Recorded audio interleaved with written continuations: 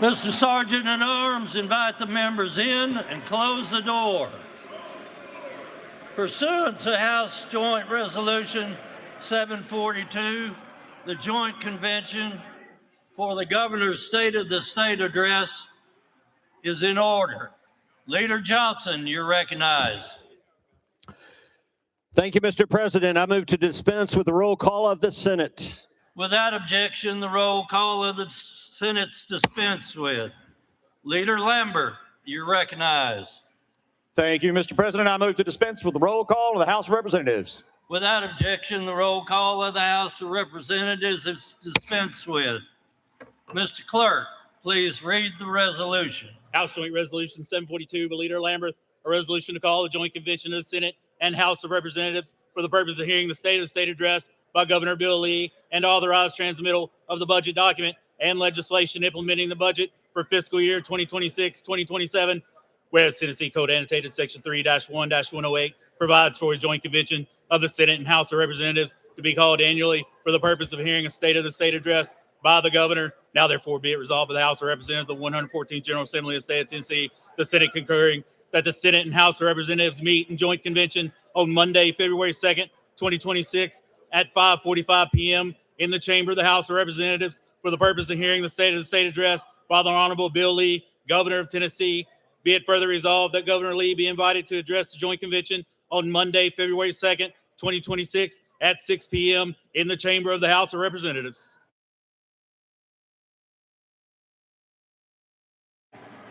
Leader Johnson, you're recognized.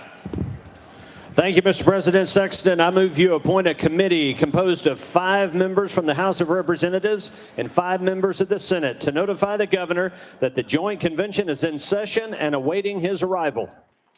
Thank you. I appoint the following committee to notify the governor the joint convention is in session and awaiting his arrival. Senators Harshbarger, Powers, Rose, Stephen, Ackerberry. Representatives Helton Haynes, Rudd, Faison, Langford, Towns. Senator Stevens will serve as chairman of the committee. Without objection, the joint convention will stand in recess pending the arrival of the governor.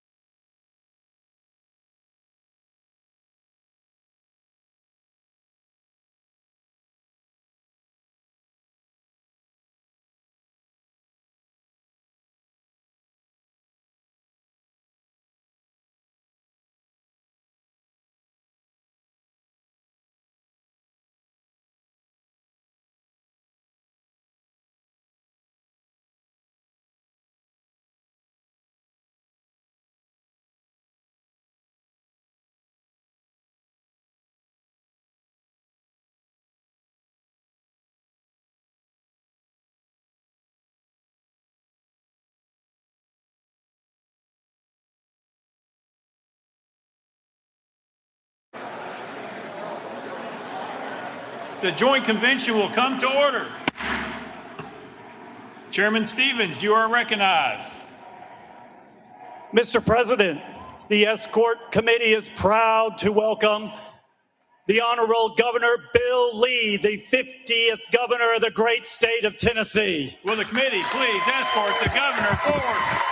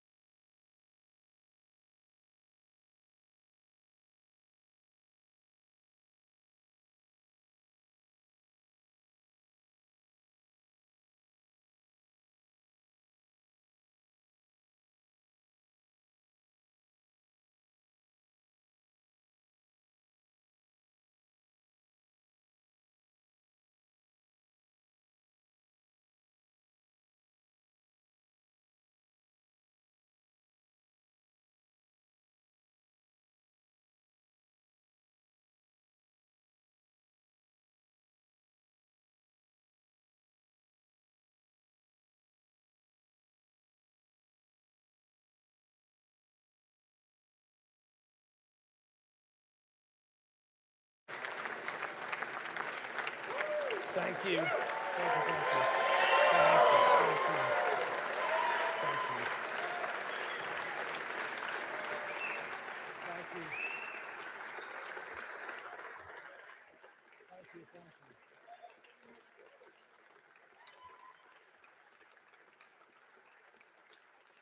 Thank you. Thank you. Thank you.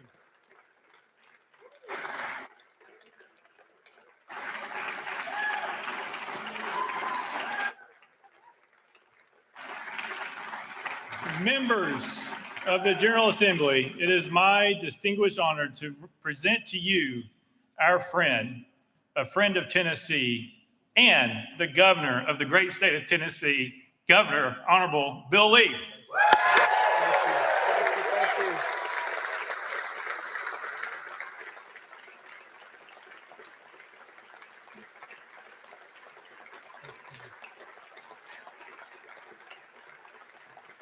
Thank you. Thank you. Thank you. Thank you. Thank you, sir. Thank you. Thank you. Thank you.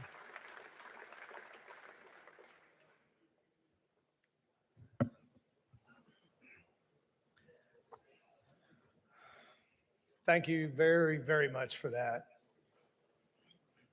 Lieutenant Governor McNally, Speaker Sexton, Speaker Pro Tem Hale, Speaker Pro Tem Marsh, members of the 115th General Assembly, justices of the Supreme Court, senators, constitutional officers, cabinet, and my staff, and my friends, and my family. Thank you. Thank you. And one more special thank you to the one person who has walked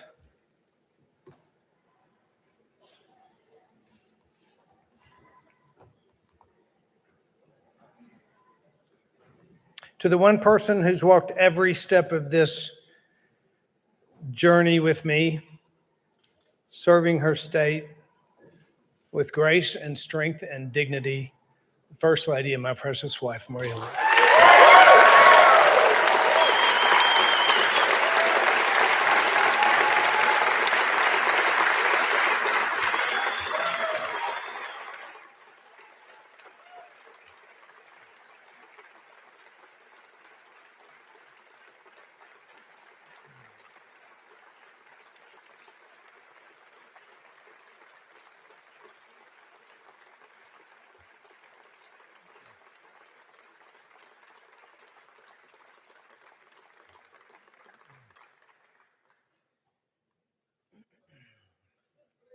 Let me start off by saying this is an unusual week. Many of our state have experienced real challenges in the past week due to Winter Storm Fern. There are Tennesseans tonight who are still without power, some who are in this room tonight. And there are Tennessee families who lost a loved one in this storm. 25 have lost their lives due to this winter storm. It's been a difficult and frustrating, in some cases, tragic struggle. And to add to that struggle, I spoke last night with Nicole Bonham. She's the widow of Derek Bonham, a Weakley County Sheriff's deputy who courageously gave his life this week in the line of duty, leaving behind Nicole and their 3 children. In light of all of that, if you would just stop for a minute and pray with me for those families that have suffered so much this past week. Father, we lift up every one of these families, and you alone can bring peace in the midst of a storm. You alone can bring hope in the midst of tragedy, and yet you can. And you will, and we trust that you will be very near to these families that we hold up today. Bless them, Father, as they walk through the grief and the struggle as only you can. In Jesus' name, amen. Thank you. In the midst of the challenges of these storms, we actually have seen courage and selflessness in the line workers and the highway patrolmen and the Tennessee National Guardsmen and TDOT crews and countless state employees, as well as everyday Tennesseans opening their home up to neighbors in need. So let's take just a moment to thank these dedicated Tennesseans who embody the volunteer spirit and give us hope that the end of this will soon be in sight.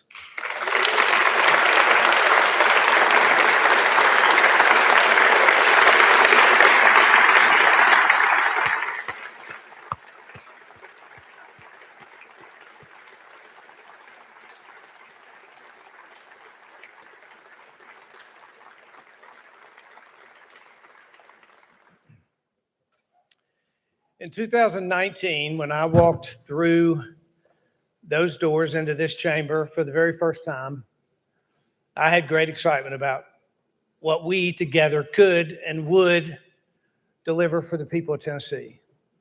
And with 7 years under our belt, and at least in my case, a lot of gray hair to show for it, we have delivered. But I could have never predicted the journey that you and I would embark upon together. I now know that it's impossible to fully appreciate the relationship between a governor and a General Assembly until you're submerged in the deep end together, solving real serious problems. And yes, sometimes wrestling it out, but always looking for opportunities to make life better for the 7 million people that we serve. I am grateful to be part of that process with you, the men and women of this General Assembly, many of whom don't get near the credit you deserve for choosing to be in this difficult arena. And whether or not you and I agree on a lot or a little, we have found a way to accomplish much for our people. So together, tonight, in addition to laying out the priorities for this next important year, I'll also take a chance to be just a bit nostalgic about our time together and about the past 250 years of the greatest country this world has ever known.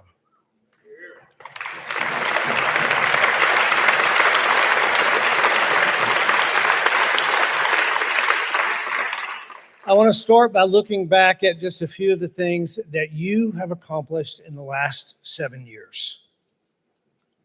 You drove Tennessee's poverty rate below the national average for the first time in history. You reached the lowest recidivism rate. You created the best business environment in America. You passed unprecedented pay raises for law enforcement, a 42% pay raise for teachers. In the middle of your work, you responded to tornadoes, floods, a pandemic, a Christmas bombing, a hurricane, and ice storms. And all the while, you modernized our transportation system and created 14 new state parks and cleaned rural brownfields and protected our rivers. And I could go on all night, but this is the state of our state. And you deserve credit for so much. Thank you.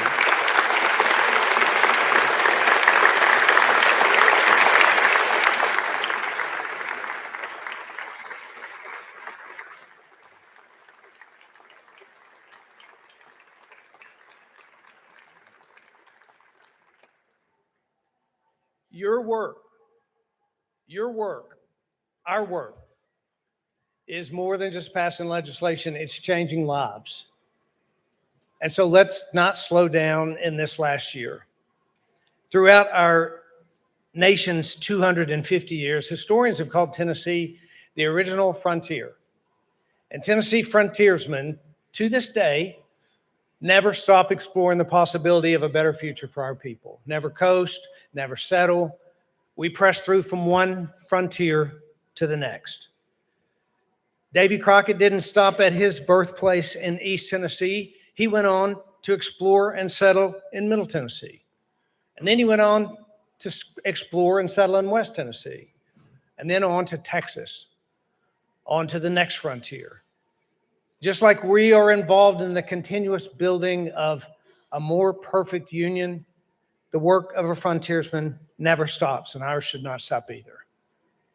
Being governor has afforded me the opportunity to experience things that I never could have prior, like witnessing the adoption ceremony of a foster child, or the heartbreaking but powerful experience of praying with a family who just lost everything in the Waverly flood, or taking a call from the COO of America's most iconic automaker and hearing them say, "We've decided to come to Tennessee."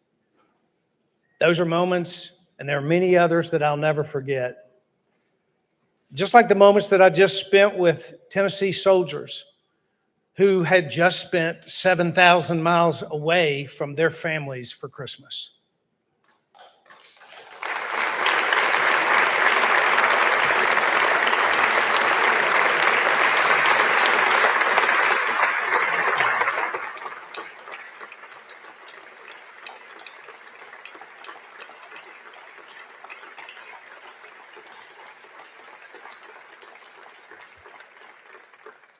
It was 3 weeks ago, and Maria and I traveled to visit these Tennessee National Guardsmen stationed in Kuwait and then in Germany. We slept in the barracks, we ate in the mess hall. We witnessed life for your and my neighbor a long way from here, protecting and defending the liberty and freedom that you and I enjoy right here in America. You know, volunteer spirit's more than just a tagline. It's a value, and it's unique to Tennesseans, and it's passed down from generation to generation.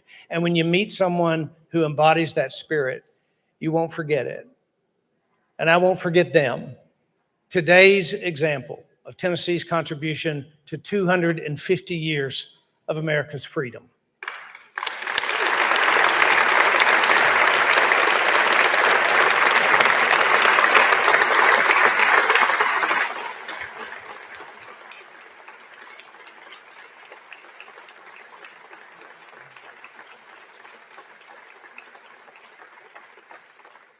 The 250 celebration isn't just about reflection. We're also called to forge ahead to the next frontier, because the decisions that you and I make this year will shape the future of our state for the next 250 years.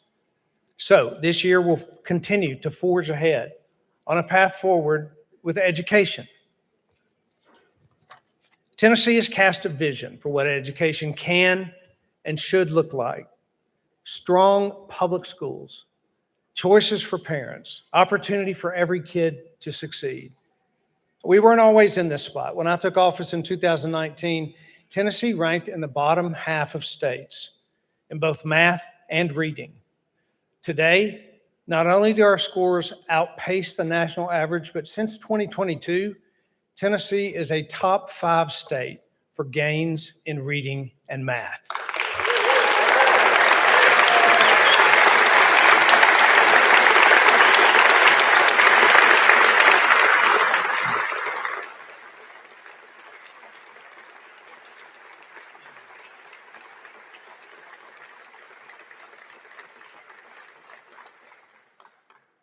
It didn't happen by accident.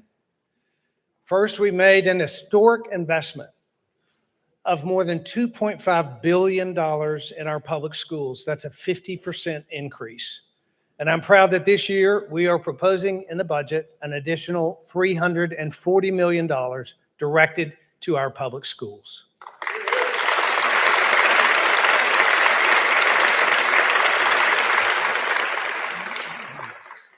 Second, we brought common sense back to the classroom. We know that kids have to learn to read by the 3rd grade so that in the 4th grade, they can read to learn.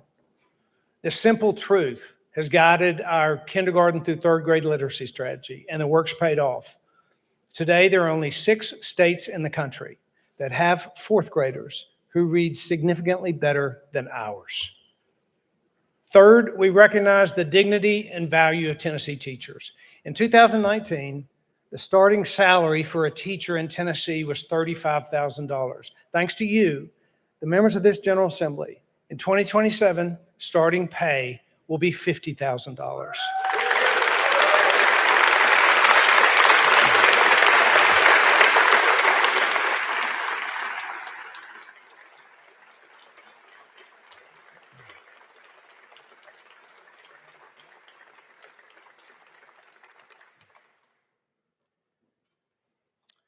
And finally, last year, we gave families school choice with the Education Freedom Scholarship Program because we know that parents know best. Clearly, Tennesseans like freedom. Last year, more than 40,000 applications. This year, 54,000 applications for 20,000 spots. That means right now, 34,000 students are still waiting for a shot at education freedom, and we owe it to them.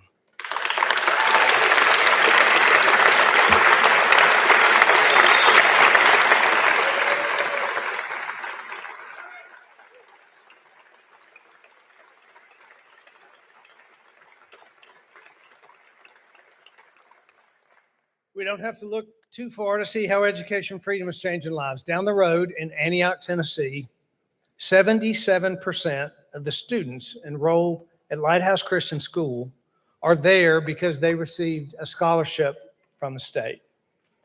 Dr. Milton Nettles, head of the school at Lighthouse, has seen how school choice is changing lives firsthand. Once a public school teacher himself, he believes parents know best, and he's seen hundreds of students find their fit at Lighthouse and parents who have a choice at last. And still, he says it isn't enough, and I agree. Growing the program would open the door of opportunity for thousands more children statewide. Please join me in welcoming Dr. Nettles and some of the exceptional students at Lighthouse Christian School.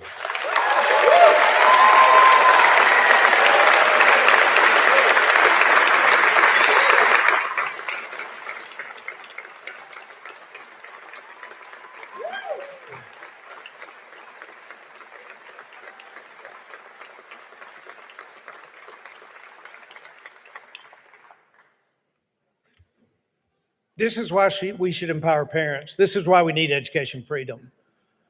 And this is why we should, at the very least, double the amount of scholarships this year for Tennessee students.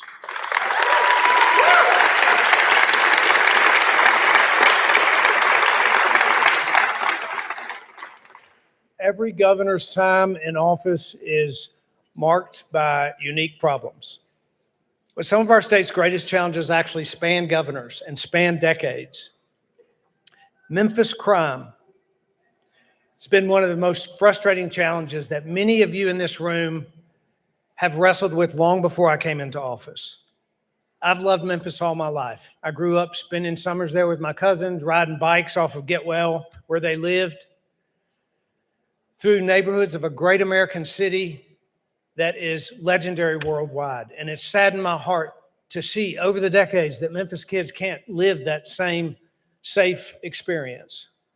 From day one, we've looked for opportunities to create change in a city that's more than worth fighting for. And over the years, good faith efforts have resulted in incremental progress, but that deserves recognition. But the Memphis Safe Task Force has fostered an unprecedented collaboration between local and state and federal partners that's nothing short of extraordinary. The federal resources delivered by the Trump administration, the dozens of agencies working side by side, the relentless bipartisanship that has proven all the critics wrong. This Herculean effort has in fact created generational change in Memphis.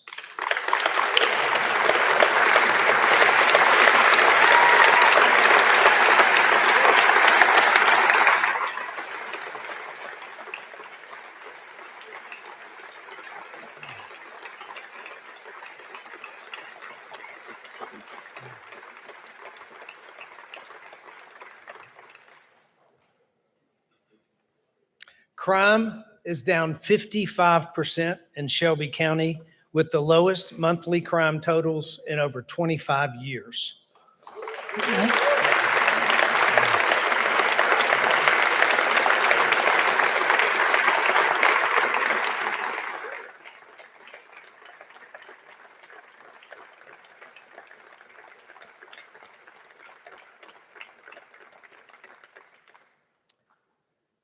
More than 5,500 criminals have been arrested, and remarkably, dozens of missing children have been found.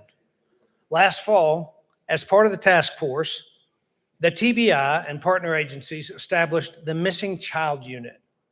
It's a specialized group dedicated to locating high-risk missing children and returning them to safety.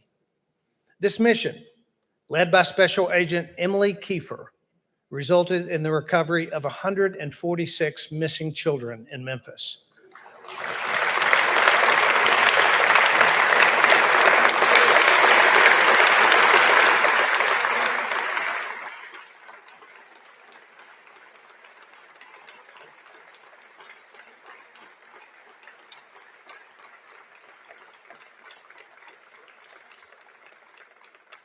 Please join me in thanking Special Agent Kiefer, flanked by her supervising agents, Assistant Special Agent in Charge Shelley Smitherman, and Special Agent in Charge Alicia Rutherford. Thank you.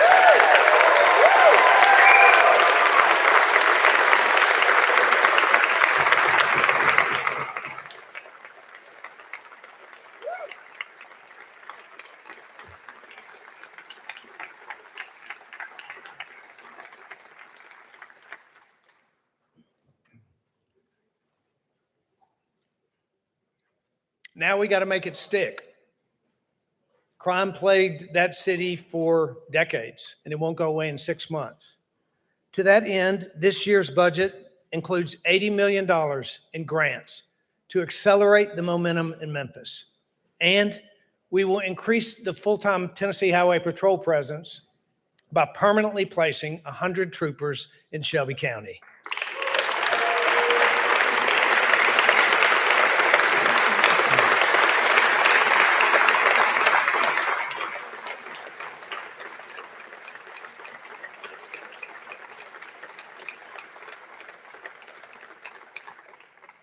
Of course, safe neighborhoods don't just belong in Memphis. This should extend to every Tennessee community. It's why you'll see funding in our budget this year to strengthen trusted nonprofit partners all across the state, partners that run at-risk youth employment programs and provide reentry support, all to stop crime in Tennessee communities at the source.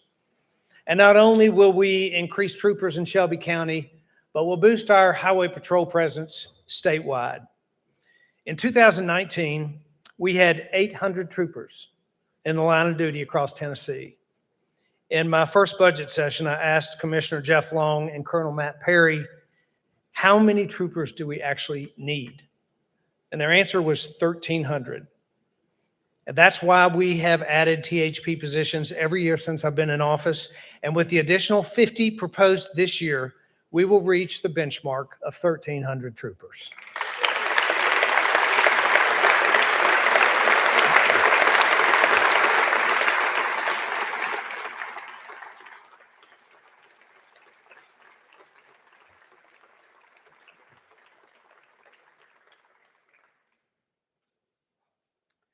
You've heard me say many times that what happens in rural Tennessee matters to every Tennessean.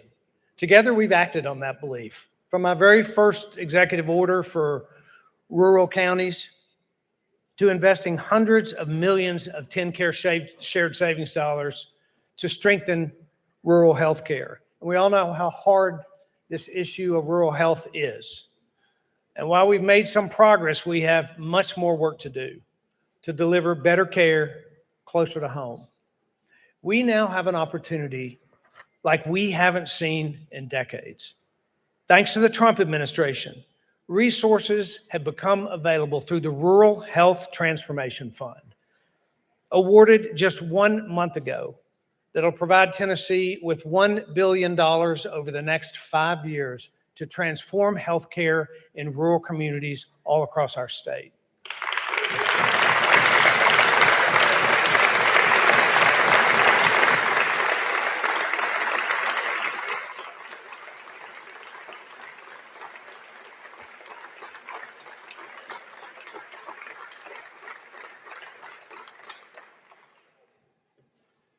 That's $1 billion for our rural hospitals and our rural EMS and our rural primary care doctors. This Rural Health Transformation Fund has given us an opportunity that we have to make certain that we do not miss. In order to be eligible for these federal dollars, Tennessee must take legislative action to make it easier for medical professionals to practice and easier for rural healthcare facilities to operate. Right now, government overregulation stands in the way of that. If your child has strep, why should you have to drive an hour away to see the pediatrician when your neighborhood pharmacist could test and treat your family right then and there? And in a rural community with a shortage of doctors, why can't we both train more physicians and make it possible to see the fully trained physician's assistant down the road? And when a rural facility loses its supervising physician, should we really force the fully trained nurse practitioner to close her doors to the community as well? These are real scenarios in rural communities all across Tennessee. We have a solution that'll mean more providers in rural counties, shorter wait times, care closer to home. And that solution is to get government out of the way and to let those providers practice to the full extent of their training. And we should do that this legislative session.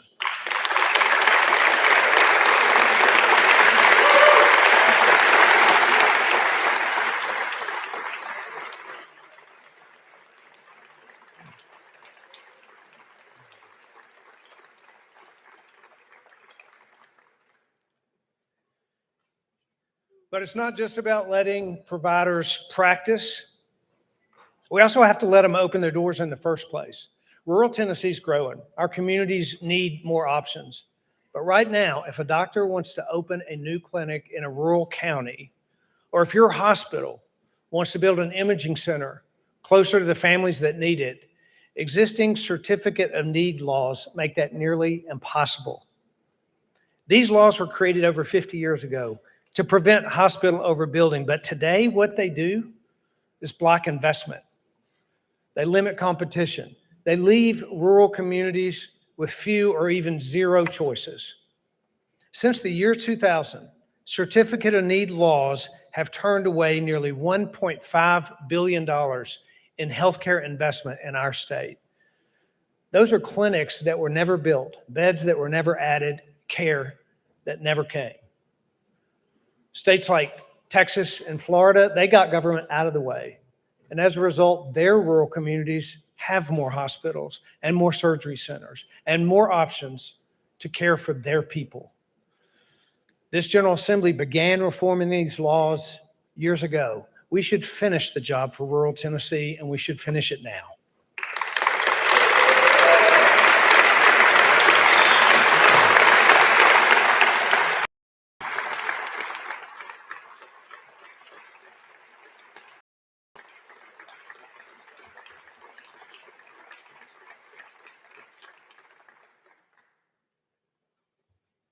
When Maria and I drove an old RV around the state almost 9 years ago, I said then that what Tennesseans care about most is having a good job and a good school for their kid and a safe neighborhood.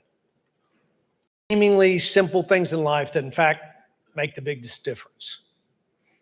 Well, tonight we've talked about good schools for our kids and safe neighborhoods, but when I consider the state of our state, one of the most important things that we can do is create opportunity.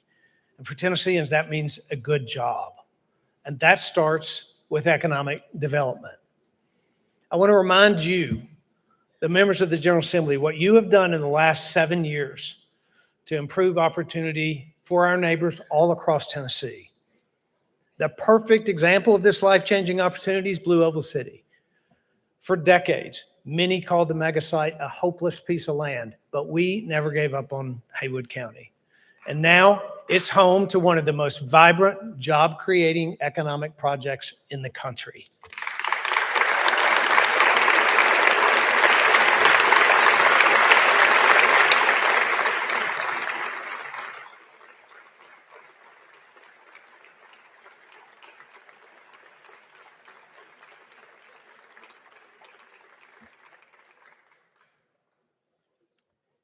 Because you have created the best business environment in the country, there are examples of companies all over the world moving to Tennessee. Oracle moved to Nashville. XAI is in Memphis. Arano is in Oak Ridge. In-N-Out is in Tennessee.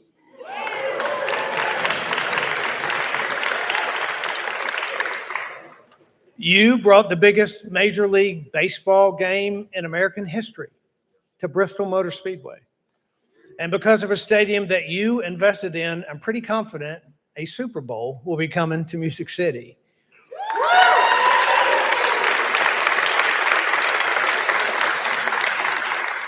We have been a top 5 moved to state for years now. 91 of our 95 counties are growing, and yes, that is a very good thing. People want to be here because Tennessee's on a winning streak like we've never seen before. And 2025 marked a standout year for economic development. More than $11 billion invested in our state. I recently returned from a trip to Asia where we met with and talked to dozens of global companies that are looking to invest in America. Tennessee's competing with nearly every neighboring state for these jobs, but there is no other state that matches the opportunity found here. And that is the story that we hear from countless business leaders around the world. They want to invest in a state that matches the momentum of their company, and that is Tennessee.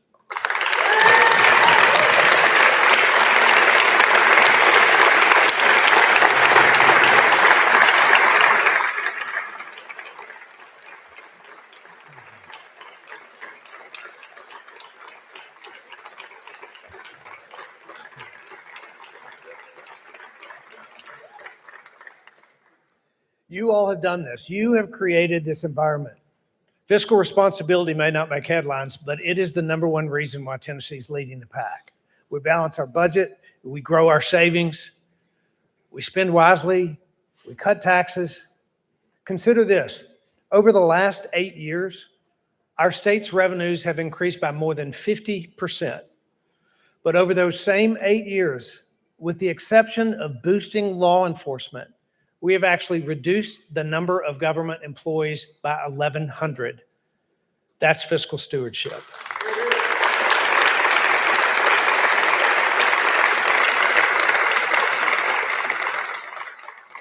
The disciplined approach that you've taken has earned Tennessee a triple AAA bond rating for the last decade, which is proof.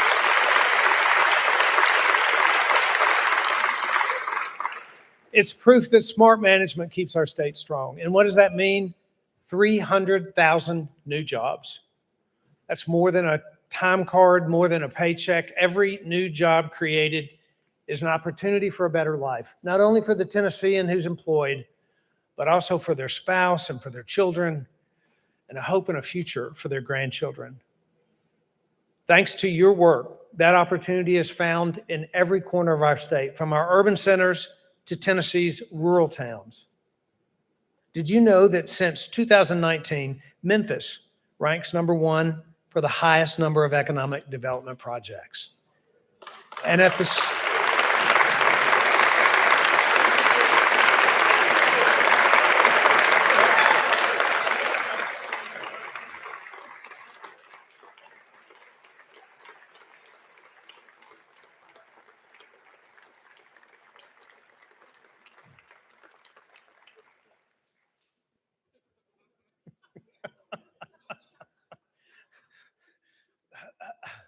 Memphis, right there.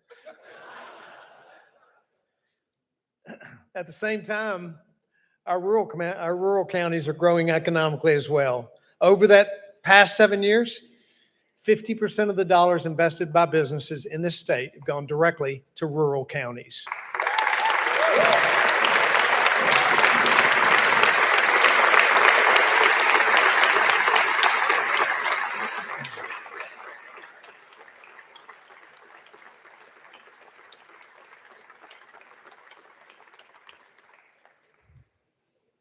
That kind of success doesn't happen by accident, and it takes skilled workers. How do we get them? Thanks to you. They were on a TCAT wait list that got funded by $1 billion investment that you approved. Their community college received a GIVE grant, or their high school CTE program taught them how to weld. This commitment to our workforce is the reason why companies are creating thousands of jobs all across Tennessee, changing lives from Unicoi County to Union City. But our work doesn't stop there. We have also made Tennessee the global epicenter of nuclear energy. Talk about a new frontier.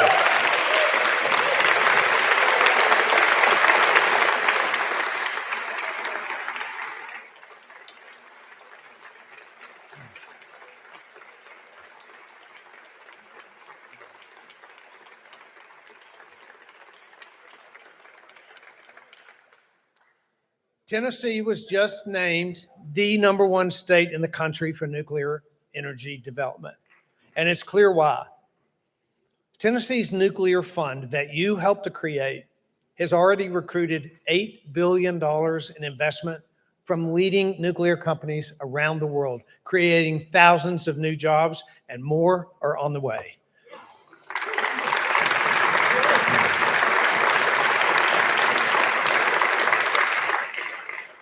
And that's why we are proposing an additional $25 million to the nuclear fund this year.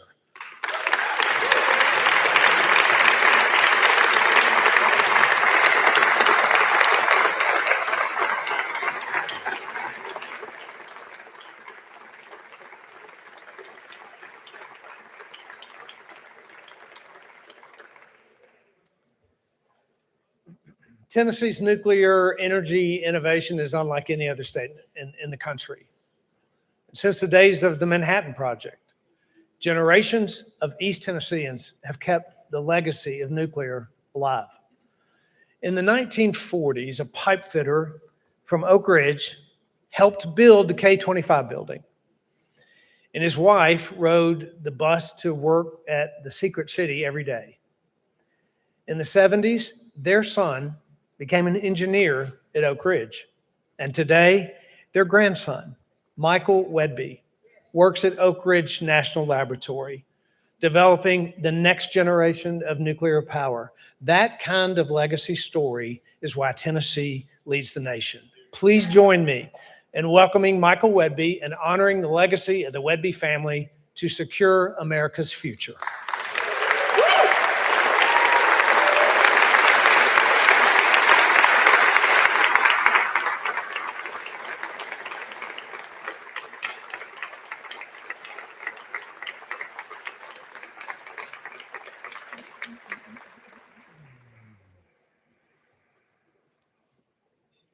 That legacy lives on today at the Clinch River site, where 5 years ago, we set out to be the first state in America to build a small modular reactor. And now it appears that Tennessee will be that state.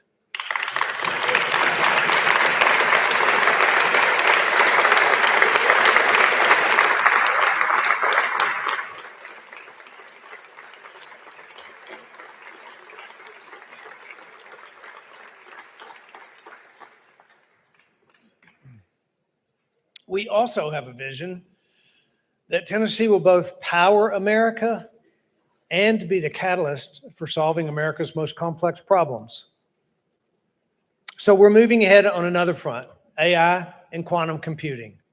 Tonight, I'm proud to announce that we're launching the Tennessee Quantum Initiative, a statewide effort to position Tennessee as a national leader in quantum research and in infrastructure and in workforce development.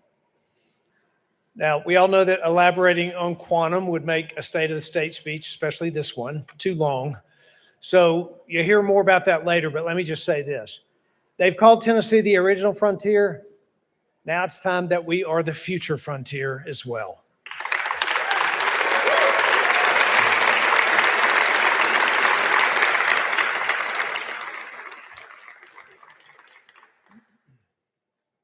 My time as governor will draw to a close. Not yet, but it will. No applause line on that right there. Even though I know, William, you and Jack are like keeping score of the numbers of applause. But while my time is closing, Tennessee, however, is actually accelerating. Just like in 2019, when we started together, the opportunity before us is greater today than we could ever imagine. In my first inaugural speech, I recalled how a young man and his family settled on the banks of the Cumberland River in 1796, the year the great state of Tennessee was formed. And some of you will remember that the man that I referred to was my seventh great-grandfather, Braxton Lee. Once again, here we are, Tennesseans, standing on the banks of the Cumberland. Great challenges and great opportunities before us, as in need of the wisdom and the favor of God as much as ever, and with a deep commitment to each other. When we walk out those doors tonight, we'll have one more year together to keep climbing, to move higher to even better ground. Tennesseans 250 years from now, what will they say of us? Were we strong and courageous, faithful and committed and certain? Did we come together to meet the challenges that we face with courage and optimism and a belief in each other? If we meet the challenges of this moment, just as we have for the last 7 years together, future generations will too say of us, they were Tennesseans. It has been the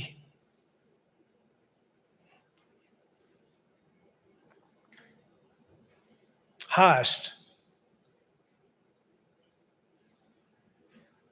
honor of my life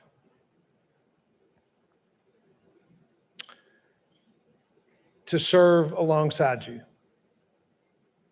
And I will cherish our final year together.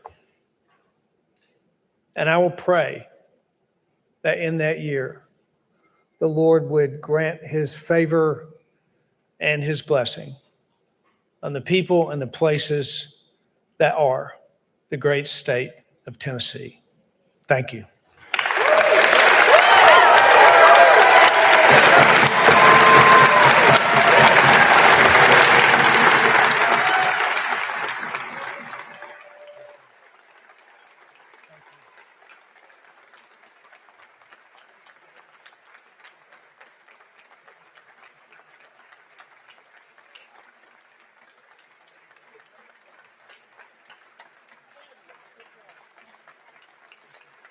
Thank you.